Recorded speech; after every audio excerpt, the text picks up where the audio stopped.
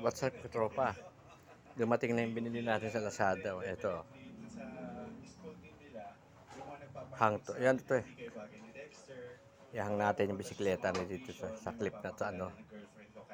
Ayan o. Sabit natin siya. Ayan o. Kasi yung bike to, ihang natin sa isang kahoy.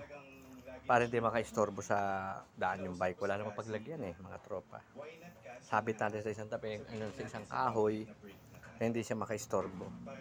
May bali kadadating lang galing ng Lazada. Ito yung kasama yung ano niya, metal screw saka to plastic para pag-penetrate niya. Pag sa bato niyo ilalagay, pag hindi naman sa kahoy lang, pwede nang wala to. Pwede nang wala siya.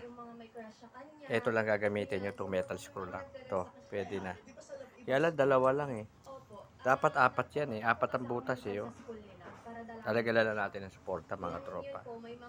Pag finished product na siya, natapos ko na, pakita ko sa inyo. Kasama yung bike pag hinang ko. Pag ganyan yan, nahang natin yan. Sabit siya. Sabit natin yung pako. Ganyan siya. Sana matibay siya at tumagal mga tropa. Like, share, subscribe, Explorer.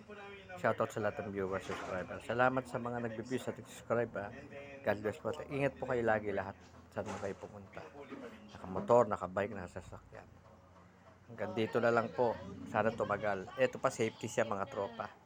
Hindi magagalusan yung bike nyo kasi meron siyang, o kaya meron siyang goma. May balo to. Ayan, ang ganda. Hindi magagalusan kahit saan yung sabit.